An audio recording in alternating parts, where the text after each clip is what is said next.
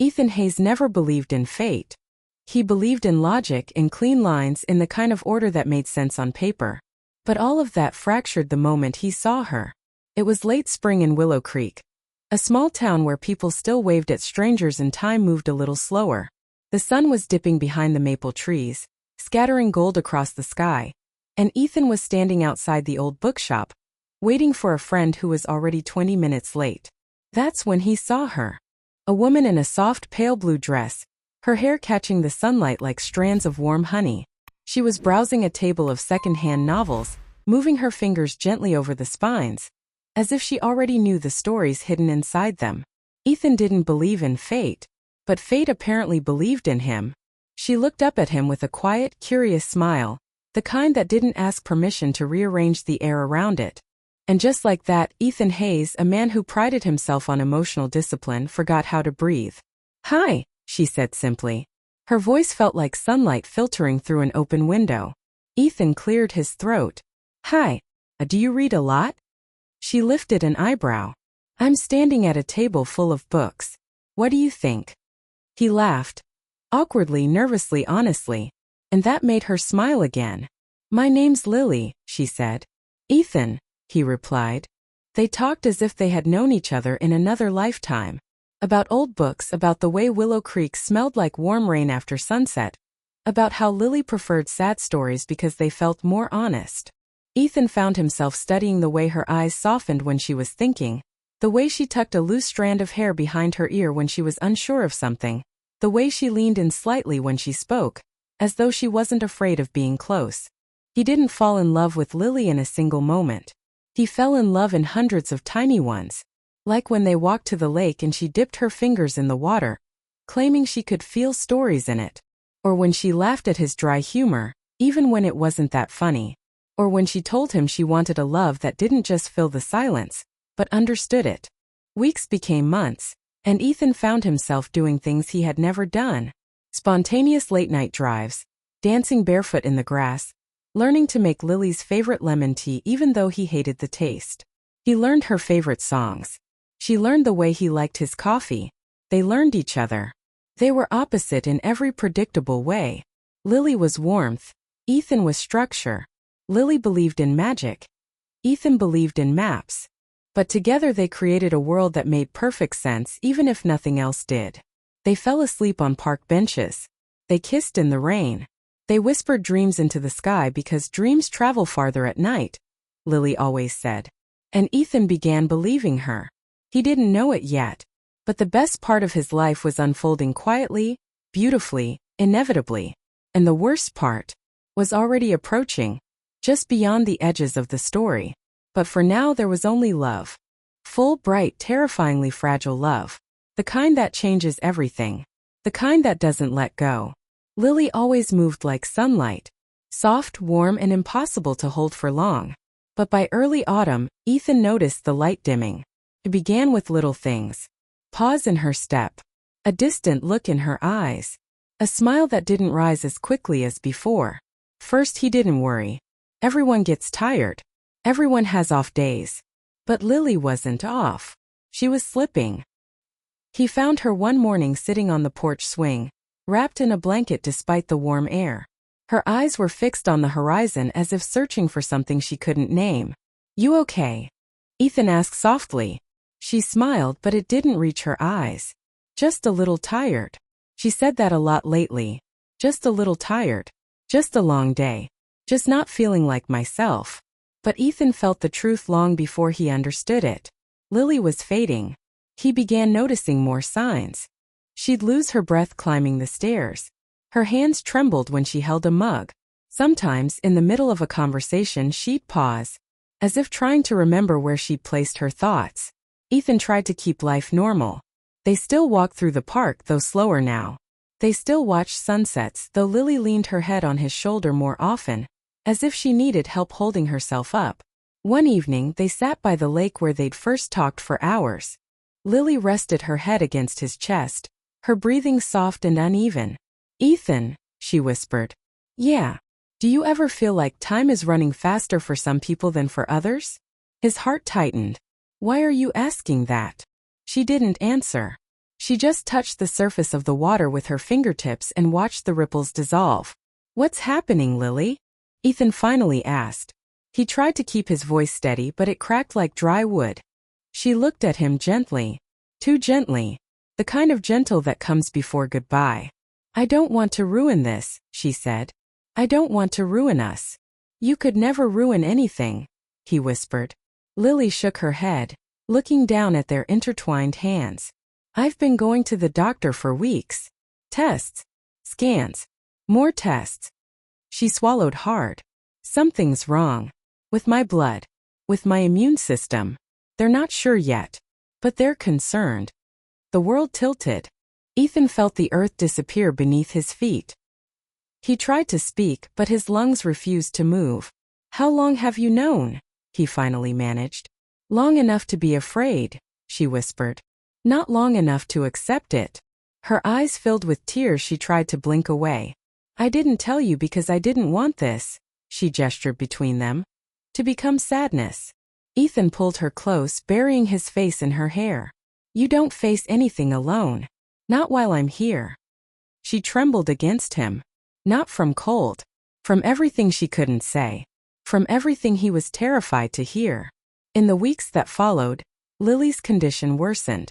Sometimes she'd go quiet mid-sentence. Sometimes she'd forget where she placed things. Sometimes she'd wake up in the middle of the night, her breath shaky, whispering, "I'm still here. I'm still here." Ethan tried to be strong, but inside he was unraveling thread by thread. He watched her disappear in slow motion. Not dramatically, not loudly, but quietly, softly. The way a candle shrinks even as its flame keeps burning. The girl who once danced barefoot in the rain now struggled to walk across the kitchen. The girl who once told him that love lived in small moments now needed help opening a jar. Every day was another piece of her slipping through his fingers. And Ethan, who once believed in logic and order, now prayed to everything and nothing for a miracle. One evening Lily fell asleep on the couch, her head on his lap, her breathing fragile like paper. Ethan stroked her hair and whispered into the quiet room, "I'm losing you, aren't I?" Lily didn't answer, but her fingers tightened weakly around his. Just enough to say, "I'm still here." Just enough to say, "Not yet." Just enough to break him. But deep inside, Ethan knew a truth that ripped him open. Lily wasn't disappearing all at once. She was disappearing every day. And the scariest part? He could already feel the shadow of what he was about to become. Ethan Hayes had always been a man of structure, schedules, plans, predictability. But after Lily began to fade, his world no longer moved in a straight line. It unraveled, slowly at first, then all at once. He stopped noticing the sunrise. He stopped answering calls. He stopped recognizing his own reflection in the bathroom mirror. The man staring back wasn't Ethan anymore. Not really. His shoulders were heavier. His eyes darker. His face thinner, marked with the hollow exhaustion of nights spent awake, listening to Lily breathe just to make sure she still could. He became quieter. He spoke less. He felt too much. He didn't fall apart loudly. He fell apart silently, the way buildings crumble from the inside before anyone sees the cracks. Friends asked if he was okay. He said yes. His mother asked if he was sleeping. He said yes. His boss asked if he could handle the workload. He said yes. But the truth was this. He wasn't handling anything at all. He walked around like a ghost tethered to a world that had stopped feeling real. Work felt meaningless. Conversations felt artificial. Food lost its taste. Music lost its color. Everything dimmed except Lily. Only she remained the center of his universe, even as she slowly disappeared from it. One afternoon, Lily attempted to stand from the couch and collapsed before she could take a single step. Ethan caught her just before her head hit the floor. She weighed almost nothing in his arms. Her breaths came sharp and thin. She tried to smile. "I'm okay." No, she wasn't. He carried her to bed, tucked her in, and sat beside her until she fell asleep. But even then he didn't move. He watched her chest rise and fall, each breath fragile as frost. He watched her fingers twitch in restless dreams. He watched the girl he loved slip further from him with every passing minute. That night he whispered to the dark, "Take anything you want from me. Just don't take her." But the silence offered nothing back. As weeks passed, Ethan changed in ways he didn't intend. He became paranoid, flinching whenever Lily coughed, running to her side at every sound. He became obsessive, researching illnesses for hours, filling notebooks with symptoms, patterns, theories. He became reckless, skipping work, ignoring calls, forgetting bills, neglecting everything except her. He became a shadow of himself, a man defined only by the terror of losing the one thing he couldn't live without. But even through the fear, there was something else in him too. A spark, a stubbornness, a force that dug its nails into the world and refused to let go. Lily noticed it before he did. One evening, she reached out a trembling hand and touched his cheek. "You're different," she whispered. He swallowed. "Everyone changes." "No," she said softly. "You're turning into someone the world can't break." Ethan didn't know how to answer that. He didn't feel strong. He felt ruined. But Lily saw something else in him. A hardening, a sharpening, a quiet fury building behind his eyes. He wasn't becoming someone better or worse. He was becoming someone else entirely. Someone shaped by fear. Someone shaped by helplessness. Someone shaped by love so fierce it hurt to breathe. He didn't know it yet, but this transformation was only the beginning. Because the day came. The day that broke him completely. When Lily didn't wake up in the morning. He shook her gently. "Lily, hey, wake up." Nothing. His heart stopped. He shook her again, harder this time. "Lily. Lily, please." Her eyes finally opened, unfocused, confused. Her lips parted but no sound came out. Ethan broke. He fell to his knees beside the bed, gripping the sheets with shaking hands. He wasn't a man anymore. He wasn't even the ghost he'd been before.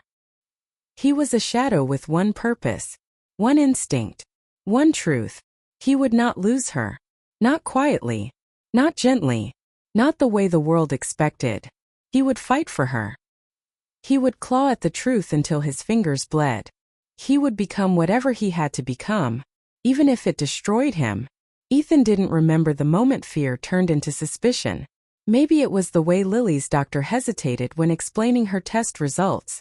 Maybe it was the missing paperwork. Maybe it was the two nurses whispering when they thought he wasn't close enough to hear. Or maybe it was the quiet, unmistakable truth he felt deep in his chest. Something wasn't right. Something wasn't natural. Something was being hidden. And he needed answers.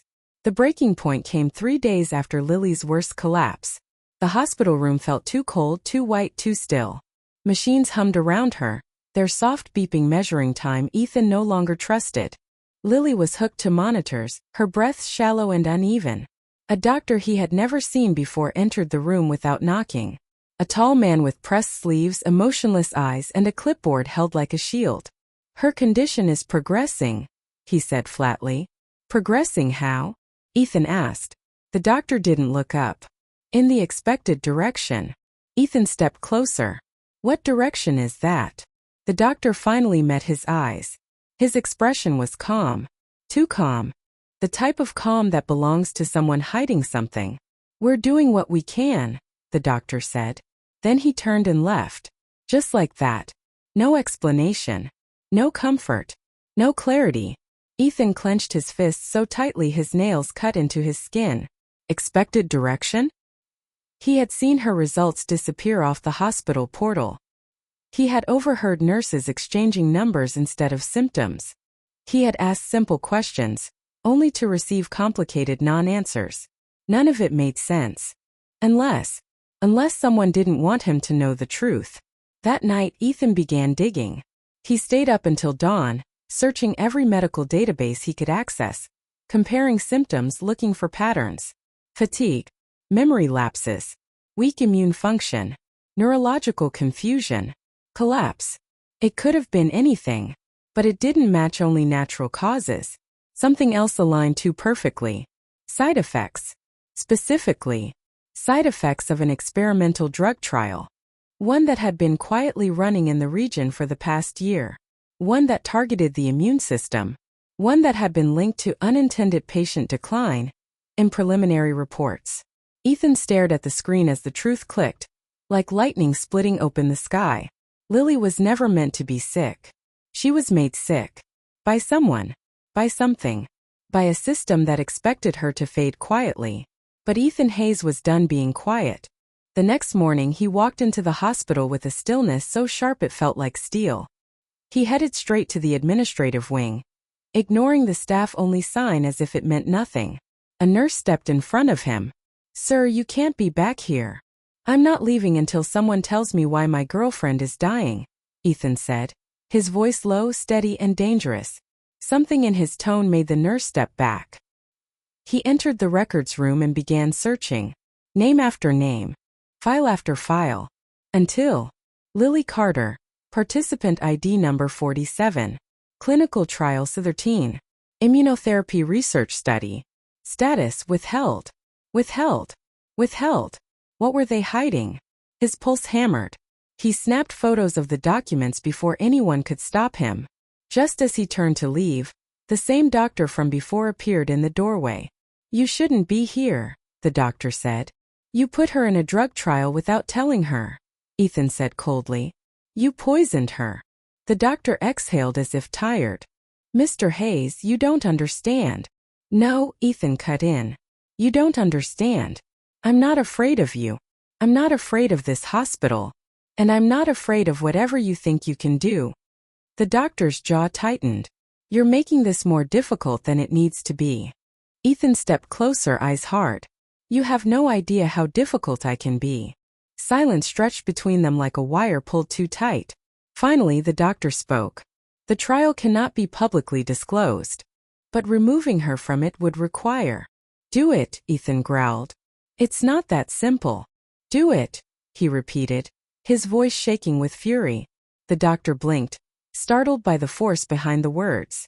For the first time, Ethan saw fear in the man's eyes. And in that moment he understood something important. He wasn't powerless. He wasn't a shadow. He was a storm.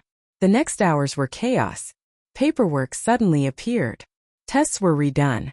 Doctors spoke in hushed tones. The administrator called legal. And Lily was quietly removed from the experimental protocol. Ethan stayed by her side the entire time. Lily opened her eyes weakly. "Ethan, what's happening?" "Justice," he whispered, brushing hair from her face. "I'm bringing you home." For the first time in weeks, Lily smiled. A real one, small but bright. "You always find me," she murmured. "Every time," he said. But deep inside, Ethan knew this wasn't over. He had pulled her out of the fire, but something darker was waiting in the smoke. And the man he once was? He was gone. What remained was someone new. Someone forged in fear. Someone sharpened by love. Someone willing to fight the world itself for her. Ethan didn't recognize the man he had become. Not in the mirror. Not in the way people looked at him now, with caution, with admiration, with something like fear. Not even in the way Lily held his hand, as if she felt both gratitude and sorrow in the same breath. He had crossed a line. And once crossed, some lines never disappear. After pulling Lily out of the clinical trial, the hospital tried to smooth everything over. A miscommunication. A clerical error. A rare oversight. But Ethan saw the truth in their eyes. They never expected anyone to dig this deep. They never expected anyone to pound on doors, threaten lawyers, pull files from locked cabinets, or stare a senior physician down until the man looked away. They expected silence, compliance, surrender. But Ethan Hayes had burned those parts of himself to ash. Lily slowly improved in the days that followed. But improved was a fragile word. She was still pale, still weak, still trembling when she reached for a glass of water. But she was there. Her eyes clearer, her voice stronger, her smile real. Ethan stayed by her side, sleeping in a chair, barely eating, never leaving the room except when forced. One evening, Lily touched his hand lightly. "You need to rest," she said. "I'm fine," Ethan lied. "You're not," she whispered. "Look at you." He didn't want to. He didn't want to see the exhaustion hollowing his cheeks or the shadows under his eyes that looked permanent. Instead, he studied her, memorizing the sound of her breathing, the warmth of her skin, the soft tremble in her fingers. "You saved me," Lily said quietly. No, Ethan answered. I'm still saving you. She blinked at that. Not out of confusion. Out of concern. Ethan, what are you becoming? He didn't answer. Maybe because he didn't know. When Lily was finally cleared to go home, Ethan helped her into the car. The world outside the hospital felt too bright, too loud, too alive. She held a blanket around her shoulders. Her hair fluttered in the wind. Her eyes looked like they held an entire storm behind them. Ethan, she said softly. Yeah. Promise me something. Anything. Don't let this change you. He froze. But how could he promise that? It was too late. He had already changed. A man doesn't break into medical files without changing. A man doesn't threaten a doctor without changing. A man doesn't transform fear into a weapon without changing. Lily touched his cheek gently. I don't want you to become someone darker because of me. He closed his eyes. I'm becoming someone stronger, he said. Someone who won't let the world decide what happens to us. She didn't argue. But she didn't smile either. Instead, she rested her head on his shoulder. As he drove, Ethan felt the truth settle deep inside him. A truth as heavy as the sky before rain. He couldn't go back. He didn't even want to. In the following weeks, Ethan became a man obsessed with understanding everything that had happened to Lily. He contacted former trial participants, doctors who had been quietly fired, researchers who left cryptic online posts, families who had lost loved ones under mysterious circumstances. Patterns emerged. Dark patterns. Names overlapped. Dates aligned. Documents contradicted the official reports. There was corruption. There was negligence. There was a cover-up. And Ethan was no longer just Lily's protector. He was something else now. Something sharpened. Something relentless. He tracked down a former lab technician who now worked at a rundown auto shop. When Ethan asked questions, the man's eyes darted nervously. You shouldn't get involved, he muttered. Too late, Ethan said. The man hesitated, then whispered. They never told patients what they were giving them. Most people didn't make it. Ethan's pulse turned to ice. And Lily? She's one of the lucky ones. Lucky. The word felt like poison. When Ethan returned home that night, Lily was asleep on the couch, curled under a soft blanket. The lamp cast a warm glow over her hair. For a moment she looked peaceful. He knelt beside her and brushed his fingers over her cheek. You deserved better, he whispered. And I'll make sure you get it. He realized then. Lily wasn't the only one changing. So was he. He had once been a man who followed rules. A man who apologized when he bumped into strangers. A man who believed that justice was something other people handled. Now, he didn't trust systems. He didn't trust institutions. He trusted only himself. Love had changed him. Fear had shaped him. Pain had carved new edges into him. He wasn't Ethan Hayes anymore. Not the version the world had known. He had become someone else. Someone who would burn down corrupt foundations if they stood between him and the girl he loved. And he didn't know if that made him dangerous or finally alive. Lily always said that love lived in small moments. In the quiet. In the spaces between words. In the way two people breathe the same air and somehow make it feel like home. But Ethan had learned another truth.